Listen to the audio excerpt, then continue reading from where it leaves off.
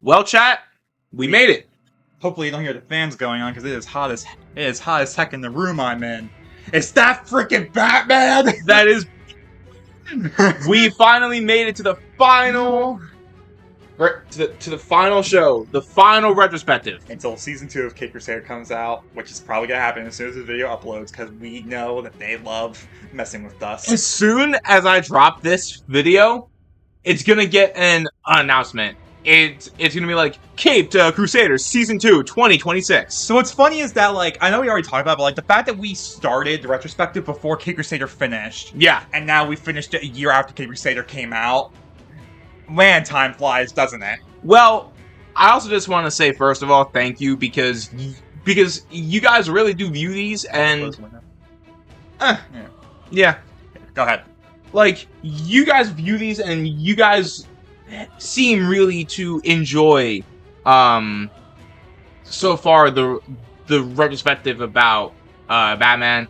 And I just want to say, Liam, tell me if you think that I'm wrong, but like, first of all, look, I know that this show has its flaws, but I just gotta say, first of all, It's the closest we ever gotten back to the animated series. yeah, kinda. Which is both to its benefit and also its detriment, because okay, so I'll just say this. I think the style of the show is pretty good. Like I think they go fully for like what, the 40s, 30s, or 20s. It's like it's like the 30s, yeah. Like the trench coats, the old guns. Like it's very much like an old fashioned Gotham, which I really like. It's very- literally based off of the runs from like the 40s and the 50s. It's very much a like stylistic show in that respect, and I really like it because like we always got like a modern Gotham, both the Batman, Brave and the Bold. Well, Brave and the Bold had its own thing, but like the Beware the Batman had like a more modernistic Gotham. Seeing like a more like rustic one is kind of neat to see. Yeah, and I think I kind of dig I just dig that like this is a Batman that's like he can handle himself, but he's not like fully known yet. Mm-hmm. And This is still like a year one Batman, which a lot of these shows are doing. You do year one Batman, which is really fun. Like besides animated series, I think it's like besides animated series and Brave and the Bold, it's always been year one Batman. which Liam has said in the past that he really does prefer a younger Batman. So, Mhm. but I think overall, Liam, I gotta tell you, like the show is pretty good. And I think that I would be excited for a season 2. What are some? I guess one of my biggest negatives or like pet peeves is it's not even really a negative, and I want to say first of all, I respect the voice cast on the show because they're all doing a really good job. Mhm. But Like all the voice cast is great, I think but I think you know where I'm going. Here. the Batman voice Is trying so hard to sound like Kevin Conroy. yeah. Like he's really trying to sound like him. Which unfortunately means that it's like a case of trying to sound like Kevin Conroy while not really doing your own. Like, it's definitely unique and you get used to it over time, like we did for Beware the Batman. But like, when you're trying to sound like Kevin Conroy, all that really comes to mind is just the fact that it's Kevin Conroy. Which, I mean, the new voice is good. Don't get me wrong. Maybe not definitely not like up there in terms of like the best Batman voice. But being like, It really made me wish that it was Kevin though. Like that's what it was made, because like the show was made by Bruce Timm and like the people that made the animated series. But anyway, I digress. yeah, I it's so weird how this show, like, it feels like it's like trying to be a more, like, essentially speaking, because this show has like blood, a lot more drinking. actual guns. Okay, well, the animated series had actual guns too. I'm talking. This is the first Batman show in a while to have like real guns. Like on-screen murder and Yeah. stuff like that. Like, this is very much a show that, like, it feels like if they took the animated series, like, I don't like it's like comparison animated series this, but like, it really just does feel like if we took the animated series and said, okay, well, we had like no restrictions, they're able to do whatever how we wanted.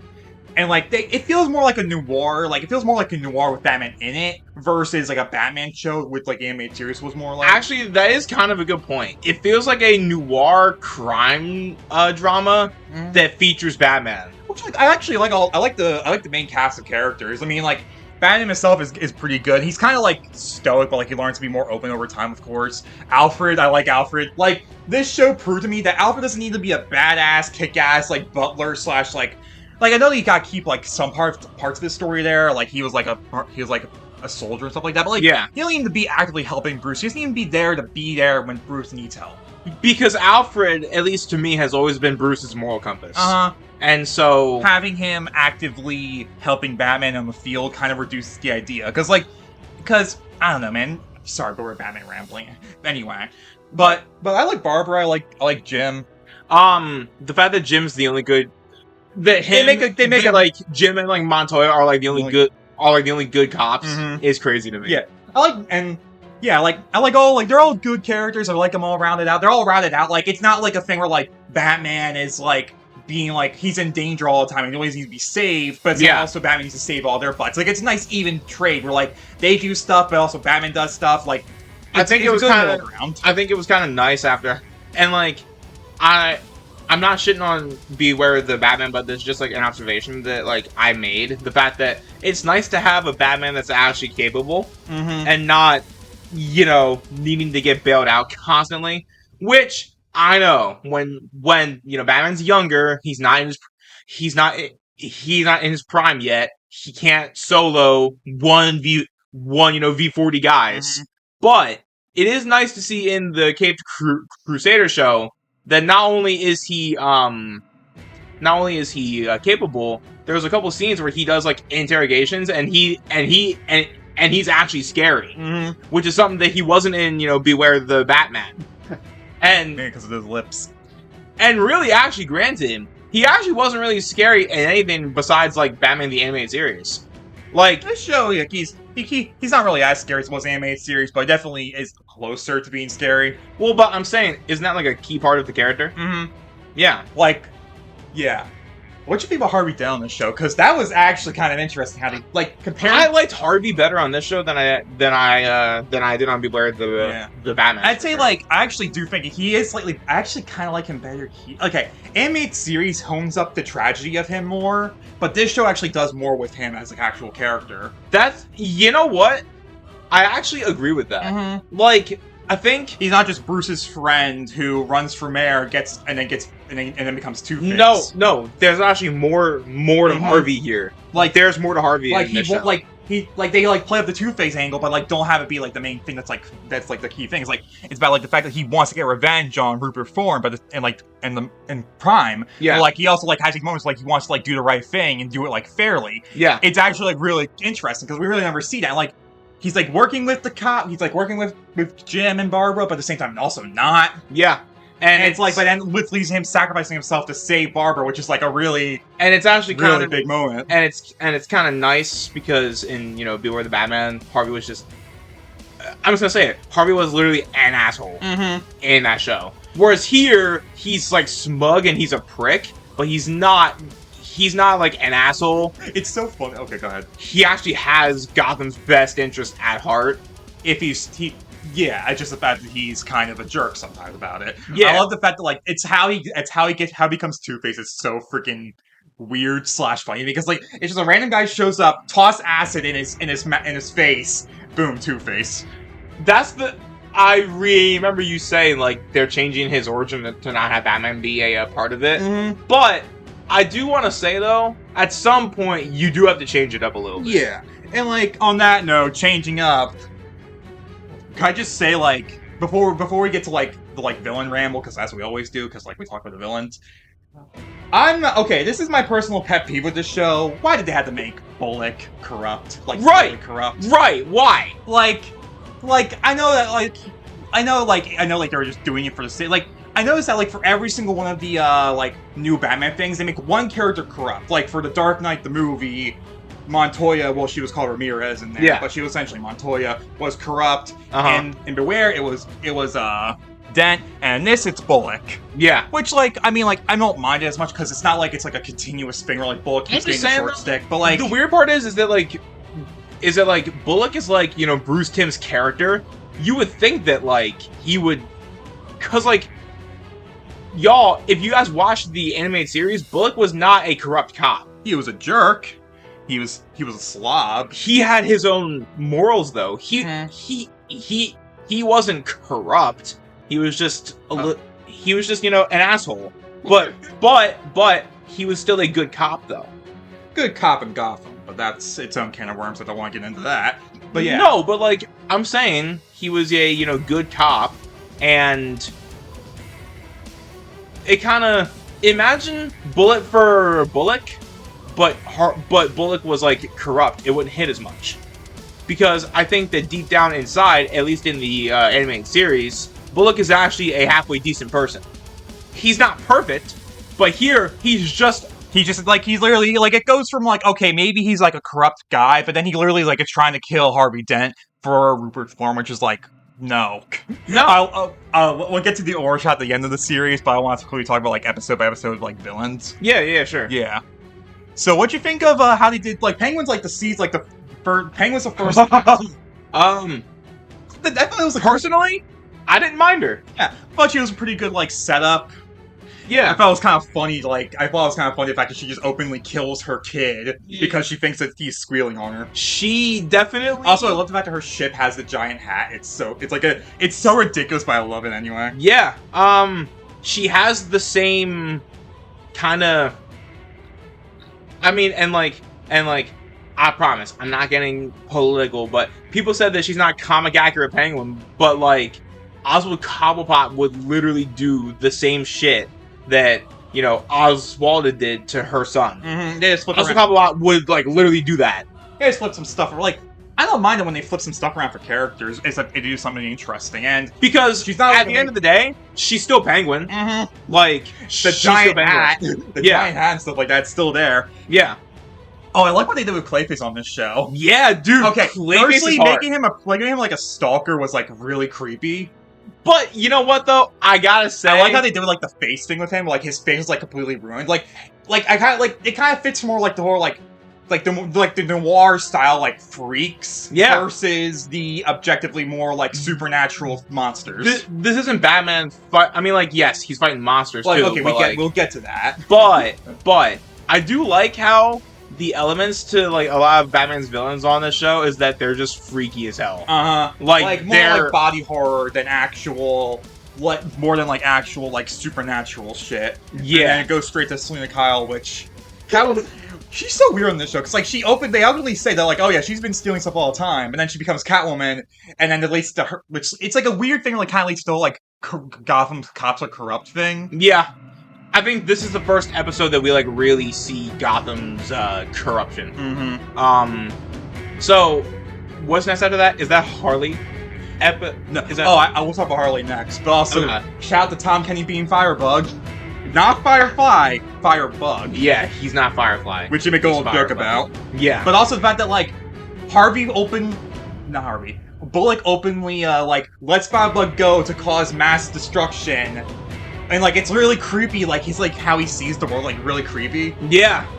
Like I actually really like how like they like hammer in how freaky a lot of like the criminals are on this show. Yeah, like they're literally just freaky. Mhm. But And speaking of creepy, Harley Quinn on this show, holy shit. yo, so like what they actually- do is that they build her up over time. Like second episode has Bruce go see her for therapy. Yep. And then we actively just like have like, but then like we get like the thing like she's like whenever we see her next, like she like actively kidnaps rich people, like corrupt people, hypnotize and like brainwash them, and then takes the money and gives it to herself. She basically also is kind of like doing what like in Arkham Knight Professor Pig was like doing. It's kinda sort of. creepy. Yeah. It's freaking creepy. And I kind of like a Harley Quinn origin story where she's not connected to Joker. For once, it's kind of nice. But we'll get to him later. And then episode 6, random ghost shit, baby. Yeah, hey. Like there's just a random ghost for some reason. Batman has a supernatural fight, Mm-hmm. which he deals with constantly. Like I know, like it isn't like this isn't the weirdest thing in the world to have like a random ghost show up in like Bruce's like story, but like it comes out of nowhere. All it really does just paint Harvey Dent as like a complete like ass, as like a complete like coward because it doesn't do anything against the ghost. But it wants to train. That's true. I forgot about that. Yeah.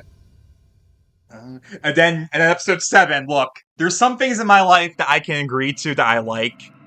Onomatopoeia is badass. Fight me. A hitman who only makes onomatopoeia noises. Like, the fact that the entire time, the only thing he ever says is just, like, random like, noises is so freaking fun. Fucking sucks as a villain. As a villain, but my gosh, I love his look, and I love how he just makes noises. I love him on that show, because there's, like, there's an open hit on, He's like a Z-list Batman villain. But I love him on this show, man. I love him so much. He's such a bitch, but I love him. You know what, though? I will say, at least in this show, his suit is cool looking. And then they fully and then the whole carnival thing, which then leads into like it's kind of funny how like the carnival episode they had like Robins in it. Yeah, I forgot. Like, so like the actual like main plot is basically like children getting snatched up because immortality, something. Look it up yourself. It's more like weird weird noir shit because you want to get into that kind of stuff. But then like they have like what's her name again, Jenkins, and she's whatever her name is, the doctor.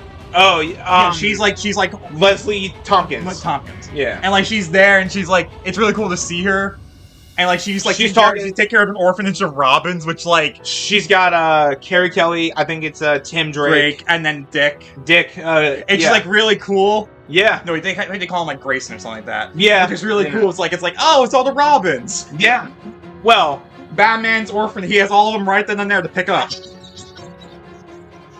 Hey, what's up, bitches? I can't stack up on Robins. No, like once one dies, he can just go back to the orphanage and he can just grab another one. Yep. And then leads into the double-parter of Harvey Dent becoming Two-Face, killing a whole bunch of criminals, and then getting captured. Then they want him to testify against corruptness of Gotham, which then leads to a big fight in the middle of the streets, and not in the middle of the docks. Which then leads to Harvey Dent sacrificing himself to save Barbara.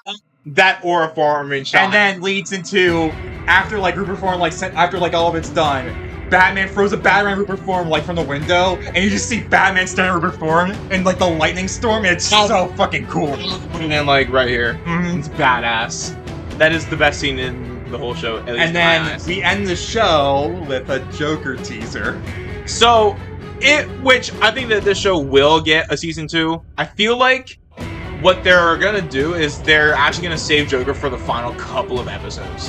They're probably gonna allude to him throughout the whole season, but bodies will be popping up and shit like that.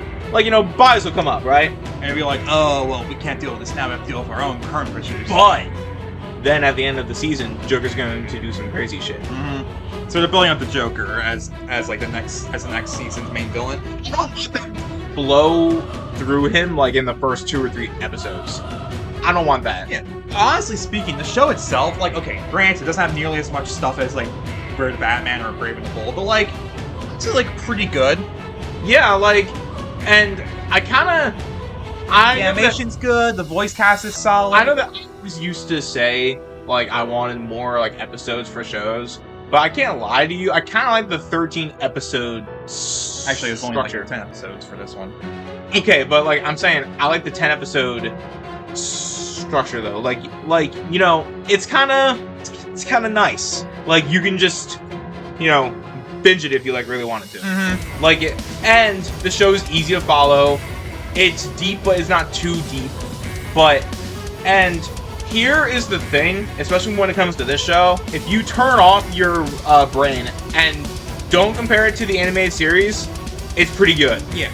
I think the key thing is that this show is basically we're gonna take the animated series and do it more and do a different take on it, which I think is a cool idea. I definitely would say if you're gonna go for any Batman show, animated series is a go-to, probably. But this show isn't that bad either. So, out of 10, what do you 8.5. I give it a 9.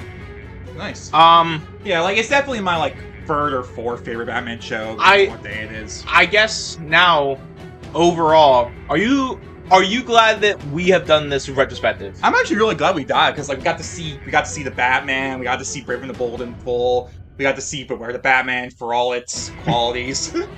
We got to see this, and we got to see Kate Crusader, which is the reason why we started all this, because we were we should do a Batman retrospective for Kate Crusader. We build up to Kate Crusader's great grand reveal, and then a year later, we finally got to Kate Crusader.